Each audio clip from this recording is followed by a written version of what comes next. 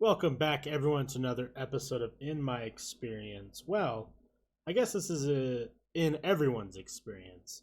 Today, we're going to be talking about relationships. Ooh. Now, I'm not just going to talk about what you would assume, which is you with a partner. Everything that you interact with is a relationship, whether that be food, alcohol, people, money, anything's a relationship. And there's healthy ways to go about everything. There's ways to have relationships with money, food, sex, drugs, alcohol. Exciting, right? Everyone has to deal with relationships. Now, there are ways that you can easily heighten your relationships with everything. Obviously, first being, aside from partners, depending on how you look at it, like moderation's key. Finding what your main objective in life is the most important thing. And that's a great first step in balancing all your relationships. If you want a lot of money, obviously that's what you would want to prioritize first is your relationship with money. You want to have healthy fitness, make sure that that's an important relationship that you have. Don't be like me. Don't be fucking ooh, don't be too girthy. Which next week we will be talking about one that could become controversial. I will be talking about being a fat boy. um, Jokes aside, I will be getting into some more serious stuff, and in regards to some of the stuff I see in media as of late, and fat shaming, and kind of what it does for me, what it doesn't do for me. My outlook being fat, like I feel like the best person to talk about it is probably someone who is it. So that one will be interesting, but that's next week. That's 7 days away, so can't get too excited about that. I've been thinking a lot about relationships though over the past couple months.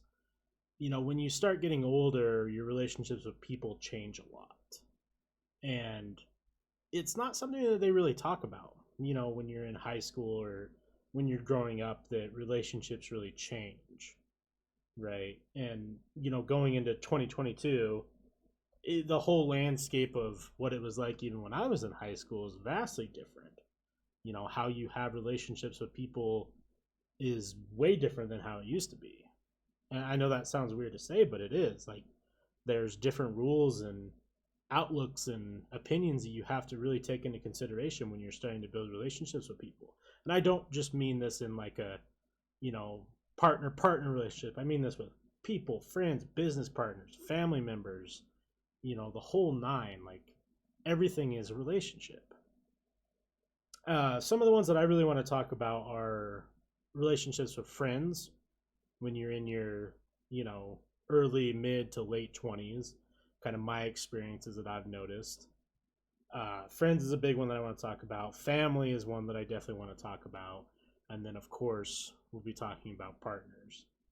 Now, I do, like I mentioned, everything does have a relationship, whether that be money or, you know, I don't want to rename all of them. But, like, if you guys want to hear how I look at everything as a relationship and some of the things I do to better myself in other relationships, I will do that in a later video. Uh, but I want to focus a little bit on some of these relationships that you have to really start thinking about. I don't know my main demographic. I don't know how old everyone really is here. But one thing that I want to talk about specifically is just how weird friendships are in your early and then to mid and then to late 20s. I am 27 years old. I'll be turning 28 this next year. Big old boomer at this point. I'm just kidding, but I've had a unique 20s. That's for sure. I've spent time off in my 20s. I've had tons of friends. I've had the feeling of no friends in the same regard, all in my 20s. And one thing that I have to say is, if there's anyone listening to this who's in high school or college, stuff gets really weird once you're out. High school right now, I'm sure, is already weird and different than what it was for me with social media and political correctness and everything like that. And you're under such a fine magnifying glass of being held accountable, as well as being almost forced into this ideology of being like a perfect person. But then you have to make sure you're ultra sensitive to everyone's feelings and everyone's personalities and everyone's orientations. That's vastly different than what it was like for me growing up. And we aren't that far apart in age in the grand scheme of things. So I can only imagine how difficult it is to be in high school right now compared to when I was. But I will have to tell you this, that it does change drastically. Either if you go the university route, it's gonna amplify for sure, depending on how much you are involved. Universities are an eco dome of their own social and political climates. And then once you get into the real world, you really kind of see when things start changing. And I don't say that in like a negative way. I'm not saying like, oh, you haven't really experienced. Everyone experiences life at different points. Everyone matures at different points.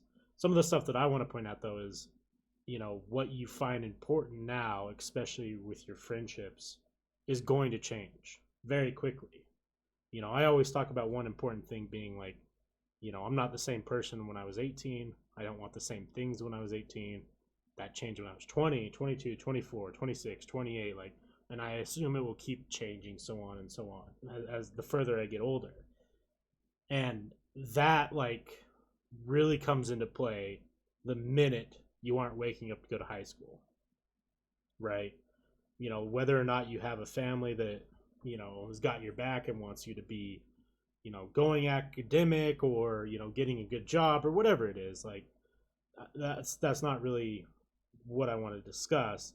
It's the fact that you are now fully ready to, or at least the world thinks that you're fully ready to go and start making decisions.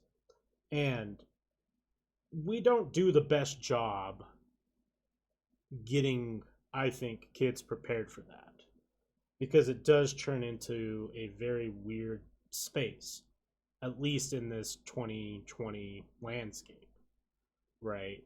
Like, we're all super connected through social media, but at the same time, we're so vastly unconnected with individuals.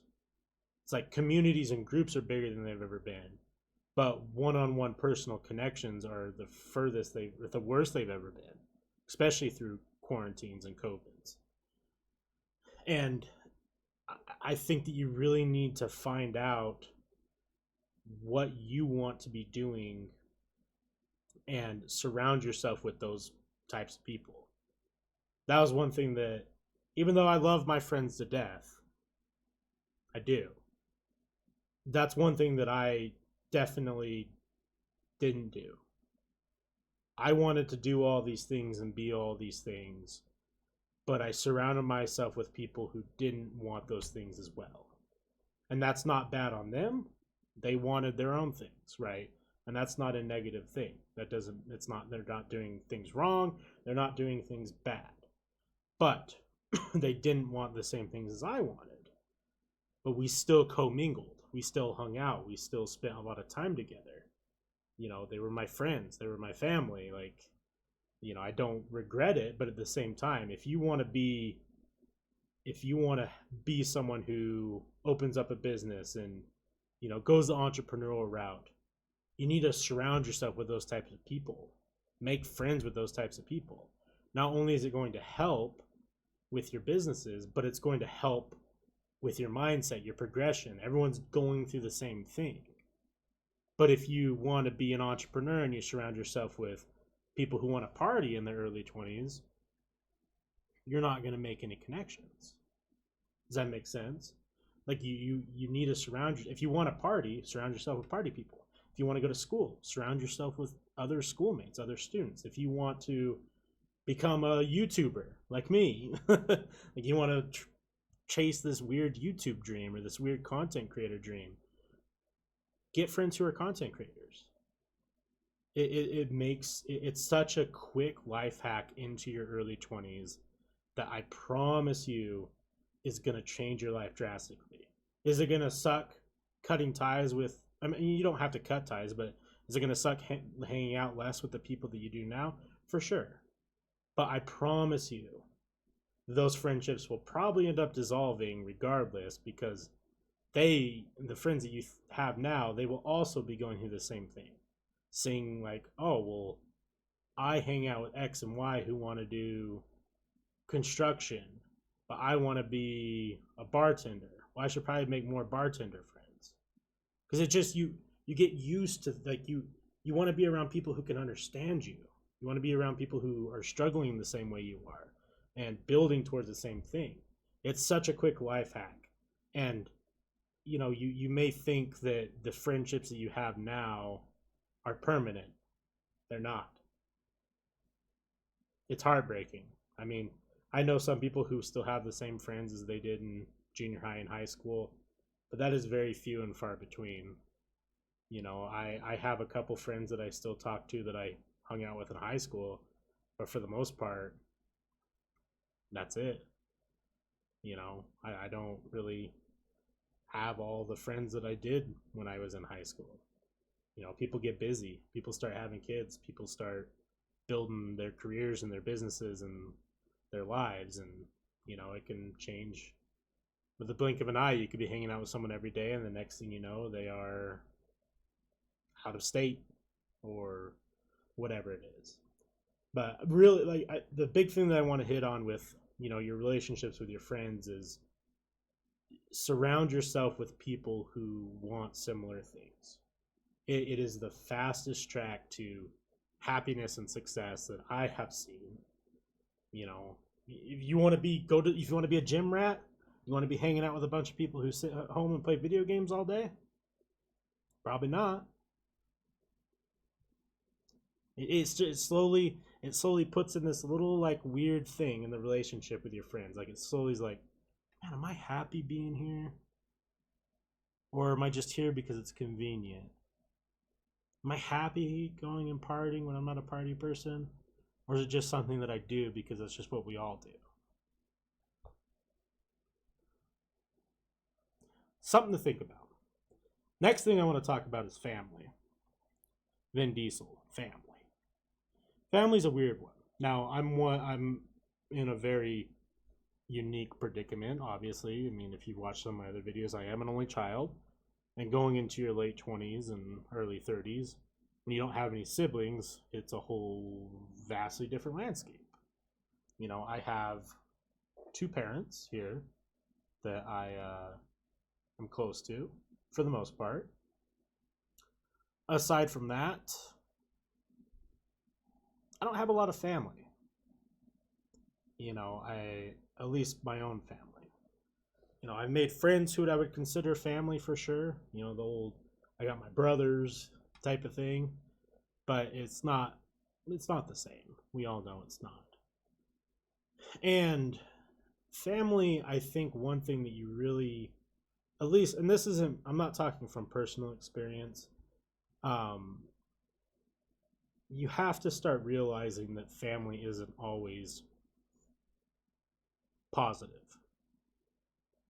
I see so many people who get drugged down and have their lives put on hold or ruined, or they use family as an excuse or whatever it is to not fulfill their desires.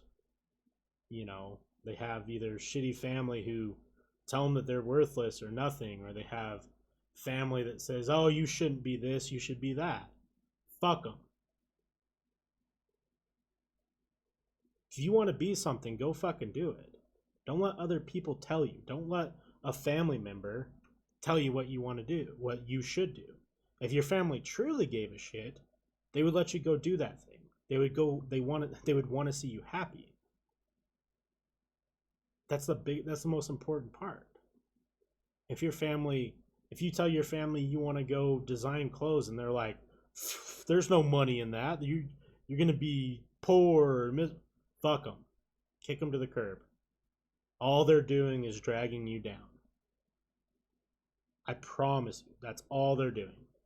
If they can't see your vision, there's two things going on. Either you're not properly explaining to them how it's going to make you happy, or they don't give a shit if you're happy. Dip. You dipping is going to do two things. Either one, it's going to completely justify what you just did. They're going to say, oh, well, whatever. And then you have your answer. Or B, they're going to be like, well, shit. That's what they really want to go do. I guess it's time that we reevaluate our relationship with them because that looks like that's what's going to make them happy. You have to test these things. If you feel like you're in a position where your family is the reason why you're not happy, stop letting this term of family or blood is thicker than water. Like, stop letting those terms exist. Family is sometimes the worst people in your life. Family sometimes does the worst things to you and say the worst things to you and treat you the worst. If they aren't on your team all the time and don't want you to be happy, that's not family. Those are just conveniently placed people that happen to create a person. I'm a big... I don't have any remorse for shitty families. Like, I just... And I don't also feel bad for people who won't make that jump. You know, I feel bad when I hear it, but at the end of the day, like, if people are making you miserable and you just sit there in the misery, I know it's not always as easy as just jumping ship, right? Like, I know that there's more things that go into it, and you want to prove yourself or you want to, mend those relationships, but if there's only so many times you can continue to let that be the causing factor of why you're not doing the things that you want to do in life. I don't want to get into the religion talk. I already kind of did that on my atheist episode a little bit, but there is only one thing that we can fully prove, and that's that we're living in the moment right now. If you wait too long, not only do we not know when we're going to die, but, we don't really know what happens after. And if you're just kind of sitting around hoping or letting family make the decision for you, or, afraid to do the things you want to do because you don't want to disappoint anyone, like, disappoint them. Who cares? If it makes you happy, they won't be that disappointed. I had a friend who his family wanted him to be the doctor, the next doctor in the family. Like, the dad was a doctor, or the grandpa was a doctor, the dad was a doctor, one of the brothers or something was a dentist, and they were like, man, like, we're so excited because you're going to be the doctor, the next doctor. And you know what he wanted to do? He wanted to make fucking music. And you know what he did? He went to school and failed at becoming a doctor because he didn't want to be a doctor. But he was so worried about disappointing his family. And you know what ended up happening? He works at some job that he hates. His family doesn't really interact with them. He doesn't interact with his family. He's not chasing his music dream. All because he thinks it's too late in his life, which it isn't. That's an excuse, but he did things for other people. We can't be doing things for other people anymore, especially when you start getting into your 20s. This is the time to take risks. This is the time to try and chase those dreams. It's the time to go and adventure and see the world and do all those things. And doing things that other people want you to do should not be in that realm of thought at all. If you really want to do what your parents say, that's cool, for sure. If you think that's what it's going to make you happy. But if you're doing it because you just don't want to be a disappointment, or you don't want to be this or that to them, or you don't want to let them down, why are they letting you down and you don't even worry about it? they're letting you down by not letting you make your own decisions. You know, to me, it seems pretty straightforward. I felt like I've disappointed my parents a whole lot in my life. I hope they know I'm happy doing the things that I want to do. You know, maybe those are conversations you have to have. Hard ones to have for sure. Maybe they're the ones you have to have. On to the last kind of part that I want to talk about, and that's obviously your partner. You know, you're dating, your fiance, your husband, wife, partner, etc. This one we could probably talk about hours on because it's super important. But I don't want to do that. I just kind of made this a little bit of a summary of thoughts and things. To give some backstory, I've been in a handful of relationships. Most of them have, well, all of them but my current one has ended either on my accord or their accord. Like, been cheated on a couple times. I've ended some relationships because I wasn't happy. You know, everyone kind of, I think you kind of have to go through somewhat of a heartbreak in your life to kind of realize what it is that you want in a partner. And there's some big obvious things that I've seen and I've experienced over the years that I just kind of want to tell people. And you know, it seems like such common sense to me, but I see so many individuals who just let it slide. You know, some of the obvious ones are like, if you don't trust your partner to do things like going out or having friends or being themselves and having hobbies, that that shouldn't be a relationship that you're in. It really shouldn't be.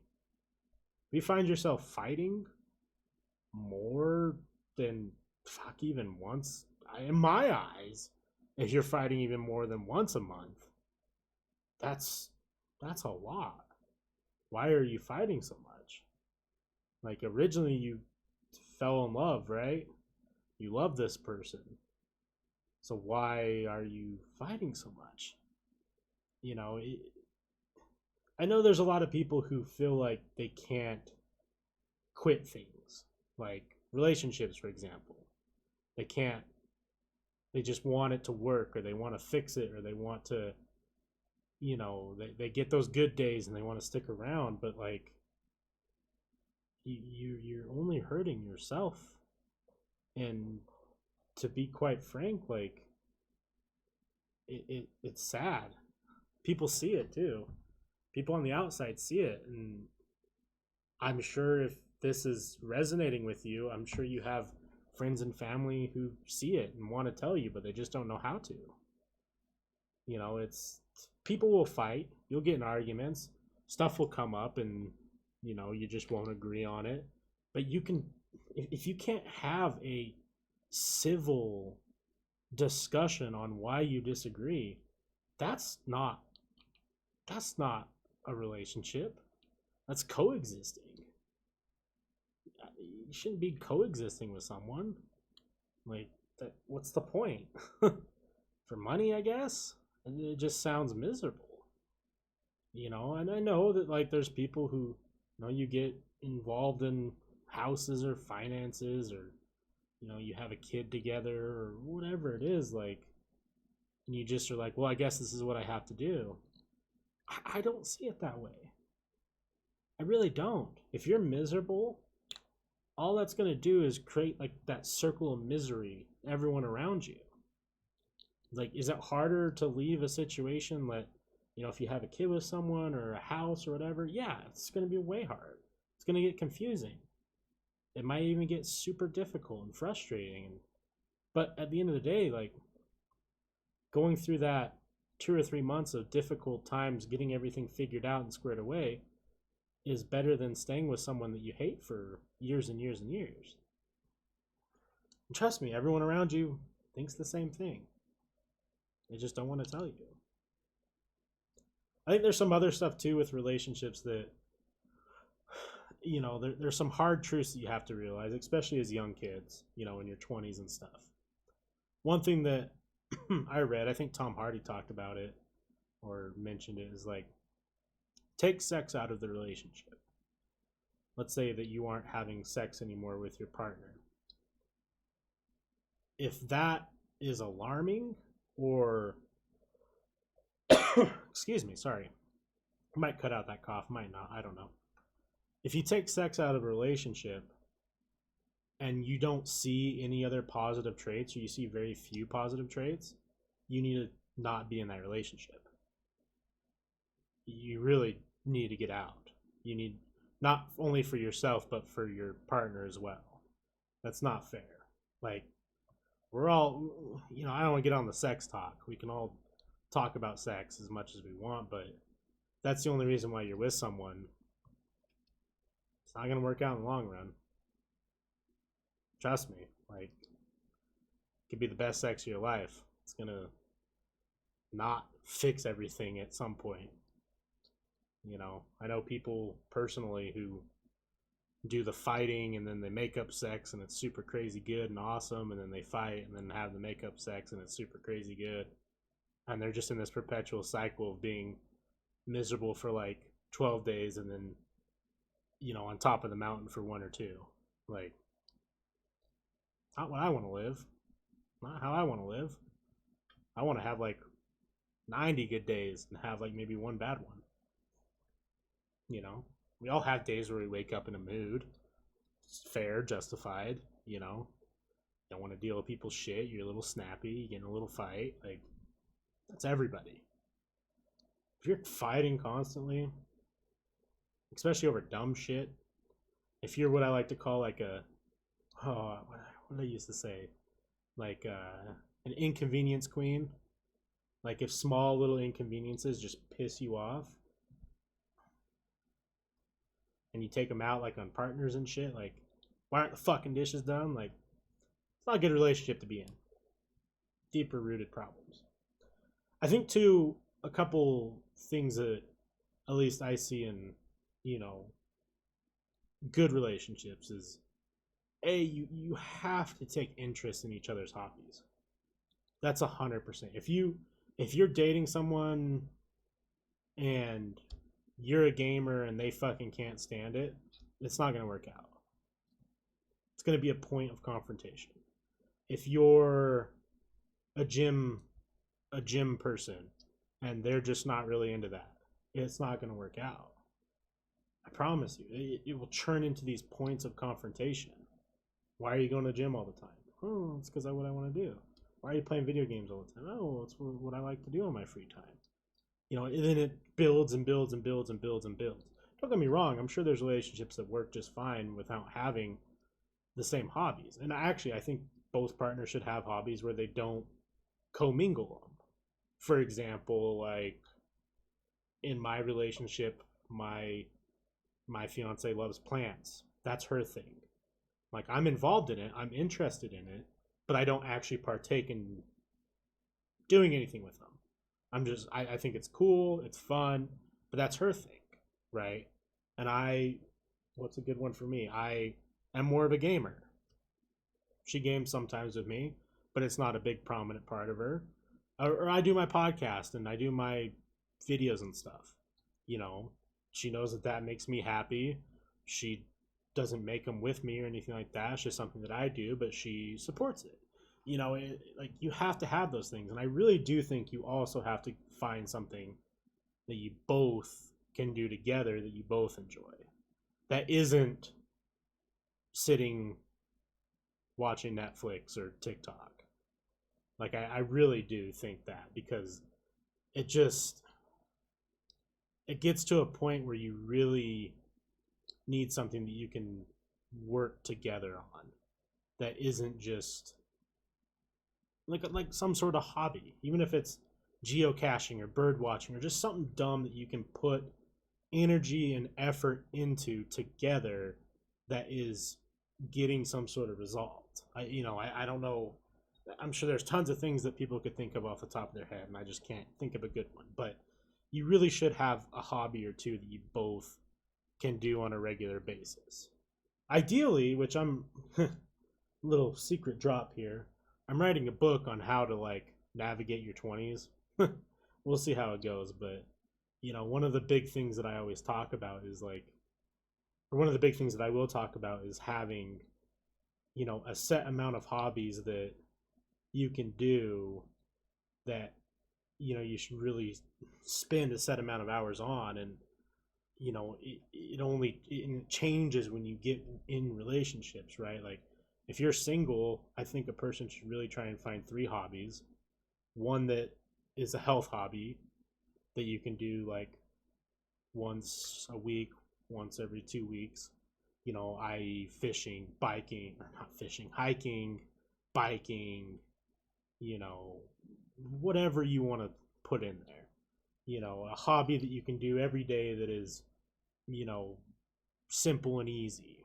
Gaming, reading, something that really makes you happy, movies, and then find yourself a hobby that can like that you can build that start generates a little bit of money, something you can scale over the years, like t-shirts, making t-shirts and selling them, or making a small business doing something like, they should really be three hobbies that you have, and then you put in all the other filler stuff like, gym shouldn't be a hobby. You should just go to the gym or go running or whatever that is. Like, that shouldn't be a hobby. You should have a hobby that's also physically active if you want to be alive for longer, as this fat man tells you to be physically active. I tell you because, like, I know how bad it gets. I know you don't want to be at this point. You really don't. I'll talk about it next week. But yeah, I think with a partner, if you do have a partner, there should be also one, if not two, hobbies that you have together. Because, like, I know so many people, myself even included, at some point where, all they do is watch Netflix or TV shows and shit, and like, it's just fucking not good for you. Like, you're not building, like, your relationship isn't getting stronger sitting and being quiet. You're not growing. And then I think one of the biggest things too with a relationship is the growing part. A relationship should be ever evolving. It shouldn't feel stagnant. You should be partners in crime. You should be building an empire together. You see those people on Instagram that are like, you probably think are cringe or it's annoying, where they're like building an empire with my partner, or building my empire with my boo, or whatever it is, and they look fucking, they're in their nice ass clothes and their nice ass car and their nice ass house. Like, yeah, Instagram has a lot of facades for sure, right? A lot of people do fake it, but that really should be what you strive for. It should just be more focused on what your both personal needs are. For me, I don't want a fancy sports car or any of that type of stuff, but what are your relationship goals? You should have them. If you don't have relationship goals, like, how are you supposed to know what each other want? Do you want kids? Do you want a mansion on the hill? Do you want a cabin for the summertime? Do you want a boat? Do you want to travel the world? Do you want to build a business together? Like, what do you want with each other? If you're just living with each other and it's cool and cute and whatever, like, that's also a goal, but you have to figure out how to make that feel special forever. I'm not saying that there aren't points in relationships where it can feel, like nothing's really happening and you're just kind of like living, but those moments should be more happy than they are negative, right? You shouldn't feel depressed in a relationship. You shouldn't feel like you want to leave or aren't happy, So, like, this all travels in one direction, right? And the biggest thing, this isn't just, something that they write on walls for a reason. It's communication. If you can't actually have communication with your partner, you have no business being together. You're doing both of yourselves an injustice and you need to either figure it out and learn how to talk to each other, or you just need to call it. You really do. Like, you see so many people who are way older than I am who are in these relationships where they don't even communicate with their partner. They don't even spend time or, whatever. And I get it. When you get older, you probably just want some fucking alone time again. But why can't you have that conversation?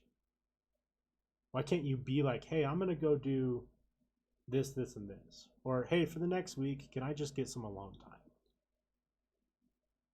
Why can't you have those conversations instead of just going and doing it and then it turning into a confrontation? If you can't have like an open, true conversation with your partner, why are you not separated? Why are you together? I feel like I could go to my partner right now and tell her everything. I could, if I wanted to go on a vacation by myself because I feel like I need to get away from everything. It's a conversation that I would go and have with her. I feel like she would understand. It's these relationships exist everywhere. You just don't see it because what's glorified is the bad. People, the bad sells headlines. The bad is what people want to talk about. But these good relationships are all over the place. It's just no one wants to read a story about, oh, how happy they are. That's not what sells in America anymore. It's not what sells in the tabloids. People want to hear the spicy, the shit, the throwing hands, the fucking holes in the walls. Like, when in reality, there's a lot of us who do live in those relationships where communication is spot on for the most part. Not everyone's perfect. You can't expect that out of anybody. No one is. Not anybody on this planet is perfect. Everyone has flaws. Everyone has days where they can't communicate well and, or having a bad day, like I said earlier, but it shouldn't be every fucking day. If you're miserable every day with your partner, grow the fuck up and get out. That's like the brutest way I can say it. It's like you just need to grow up. You need to see it. Just stop. Stop doing it. Like, fuck. Like, I know it's going to be hard. It's hard to leave someone. It's hard to fucking pack your shit up and bounce. But goddamn, like, your mental health is more important. Your time on this planet for as long as you might have is more important than being miserable. Stop being miserable. Stop putting yourself in miserable situations. Who am I talking to? I don't know. People I know in my life. People I've seen. People I hear about. People I read about on Reddit. Like, fuck, man. It's time to dip. It's time to find something else. It's time to find that thing that makes you happy. And can't forget this. Don't get in a fucking relationship if you expect the other person to save you. You should be doing the best. You should be the best version of yourself before you try and take on a relationship. That's fucked up if you aren't.